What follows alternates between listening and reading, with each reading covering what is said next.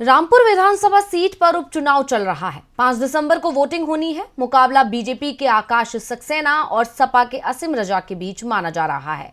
रामपुर को आजम खान का गढ़ माना जाता है और बीजेपी आजम के गढ़ में सेंधमारी की पूरी कोशिश कर रही है, लेकिन आजम बीजेपी को मौका देने के लिए तैयार नहीं है। यूपी की रामपुर सीट पर विधानसभा का उपचुनाव हो रहा है। 1 महीने पहले आजम खान को हेट स्पीच मामले में सजा सुनाई गई थी।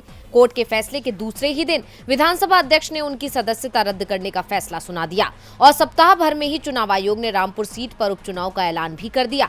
5 दिसंबर को वोटिंग होनी है। आजम के गढ़ को तोड़ने के लिए बीजेपी ने उनके विरोधी आकाश सक्सेना पर दांव लगाया है, तो सपा के टिकट पर आजम के करीबी असीम रजा चुनाव लड़ रहे हैं। आजम ने दावा किया है कि अगर चुनाव ईमानदारी से हुए तो सपा को जीतने से कोई नहीं रोक पाएगा। हम सिर्फ इतना चाहते हैं कि हमारे लोगों को प्रशासन वोट डालने दे। आजम ने कहा कि जिस तरह से लोकसभा उपचुनाव के समय डर का माहौल रामपुर में बनाया गया, वैसा माहौल विधानसभा उपचुनाव में नहीं होना चाहिए। किसी को भी वोट डालने से नहीं रोका जाना चाहिए। जो लोग बीजेपी को वोट देना चाहते हैं वो बिना किसी दबाव के बीजेपी को वोट दें। जो सपा को वोट देना चाहते हैं उन पर भी दबाव नहीं होना चाहिए।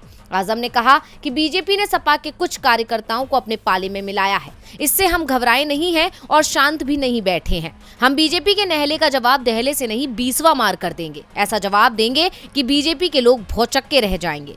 आजम ने कहा कि वो सपा से कभी नाराज नहीं थे और ना ही अखिलेश यादव से। अखिलेश यादव जल्दी ही रामपुर में चुनाव प्रचार के लिए आएंगे। उनके प्रचार का कार्यक्रम तैयार हो रहा है। बीजेपी में शामिल हुए फसाहत शानून पर तंज कसते हुए आजम ने कहा कि अब अब्दुल तो दरी बिछाएगा नहीं। बीजेपी के कार्यालय पर दरी तो बिछनी है, फिर दरी कौन बिछाएगा? क्या अंगद दरी बिछाएगा? अगर अंगद दरी बिछाएगा तो समझिए बीजेपी गई। डीवी लाइव की रिपोर्ट।